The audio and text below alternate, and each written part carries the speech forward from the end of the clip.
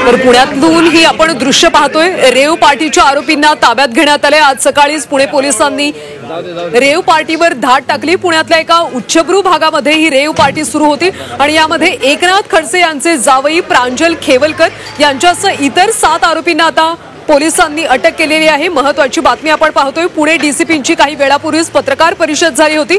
आज सकाळी रेव पार्टीवर धाड टाकण्यात आली। आरोपींवर गुन्हा दाखल करण्यात आल्याची माहिती मिळते।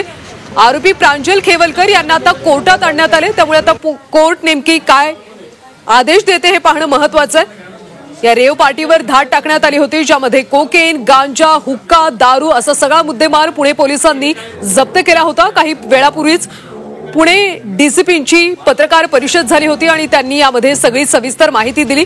दरम्यान यामध्ये एकनाथ खडसे यांचे जावई प्रांजल खेवलकर यांना सुद्धा ताब्यात घेण्यात आले। प्रांजल खेवलकर यांना आता कोर्टात आणण्यात आले। कोर्ट या सगळ्या बाबतीत आता काय निर्णय देतं हे पाहणं अतिशय महत्त्वाचं आहे। एकनाथ खडसे यांचे जावई प्रांजल खेवलकर यांना रेव पार्टी प्रकरणी ताब्यात घेण्यात आल्यानंतर अनेक राजकीय प्रतिक्रिया सुद्धा समोर येतात। दरम्यान जर यामध्ये खरंच प्रांजल खेवलकर यांचा समावेश असेल तर त्यांच्यावर कारवाई करावी असं एकनाथ खडसे यांनी म्हटलं होतं। दरम्यान आता रेव पार्टी संदर्भात प्रांजल खेवलकर यांना कोर्टात आणण्यात आले। अधिकची माहिती घेऊयात आमचे प्रतिनिधी निलेश खरमरे यांच्याकडून। निलेश, प्रांजल खेवलकर यांना आता कोर्टात आणण्यात आले, नेमकी कशा पद्धतीने सुनावणी होईल, कोर्ट या सगळ्या बाबतीत काय निर्णय देऊ शकतं, काय अधिकचे अपडेट्स आहेत? खरं तर कल्याणी, आपण हे जर संपूर्ण प्रकरण बघितलं तर या प्रकरणामध्ये पुणे शाखेने या प्रकरणामध्ये जे 6 आरोपी आहेत त्यांच्या विरुद्ध अंमली पदार्थ विरुद्ध असा गुन्हा दाखल केलेला आहे। आणि याच्यामध्ये जर आपण बघितलं तर 2.70 चरस आणि 70 ग्रॅम गांजा असं पोलिसांना या प्रकरणामध्ये निदर्शनास आलेलं आहे। आणि अंमली पदार्थ सदृश्य पदार्थ जे आहेत त्या अनुषंगाने ही कारवाई करण्यात आलेली आहे। आणि या अटकेची जी कारवाई आहे ती पूर्ण झालेली आहे। आता 6 आरोपींना आता या ठिकाणातून नेण्यात आलेलं आहे।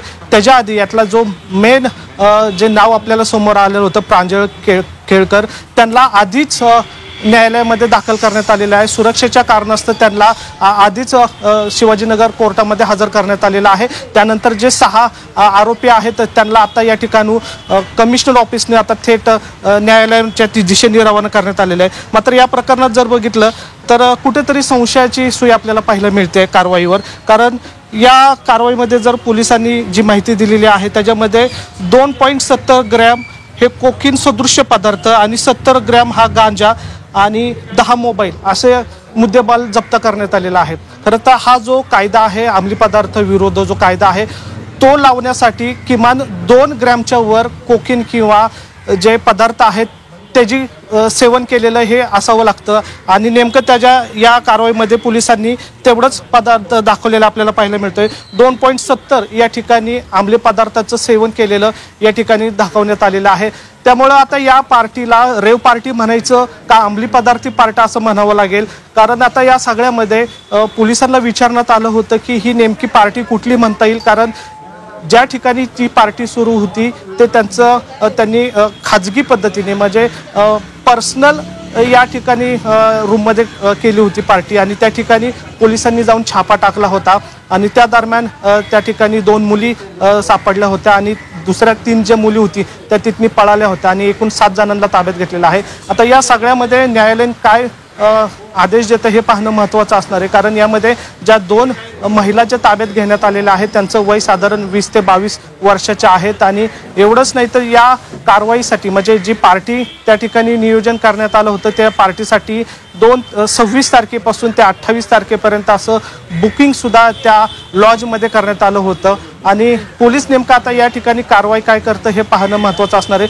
पोलिसांनी जी आकडेवारी दिली आहे किंवा जे अंमली पदार्थाचं सेवन केलेलं आहे त्याची या ठिकाणी माहिती दिलेली आहे, त्या अनुषंगाने आता पोलीस तपास करत आहे। मात्र या सगळ्यामध्ये जर बघितलं तर एकनाथ खडसे यांचे जावई जे आहेत प्रांजल हे त्या ठिकाणी महत्त्वाच्या पार्टी करताना निदर्शनास आलेले आहेत। आणि त्याचबरोबर क्रिकेट क्षेत्रातले जे बुकी आहेत निखिल पोपटराव ते सुद्धा त्या ठिकाणी होते। त्यामुळे या पार्टीमध्ये 2 महत्त्वाचे व्यक्ती ही पार्टी करत असल्याचं समोर आलेलं आहे। आता त्यांना न्यायालयीन प्रक्रिया जी आहे ती आता सुरू होईल. त्यांना आता शिवाजी न्यायालयामध्ये दाखल करण्यात आलेलं आहे आणि आता त्या ठिकाणी सुनावणीला सुरुवात होईल. मात्र सुरक्षेच्या कारणास्तव या ठिकाणी या प्रकरणामधले जे प्रांजल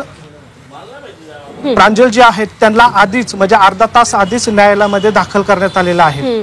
नक्कीच निलेश, त्यामुळे आता न्यायालयामध्ये नेमकं काय होतं, या सगळ्या आरोपींना कोठडी सुनावली जाते का हे पाहणं अतिशय महत्वाचं आहे. धन्यवाद माहितीसाठी.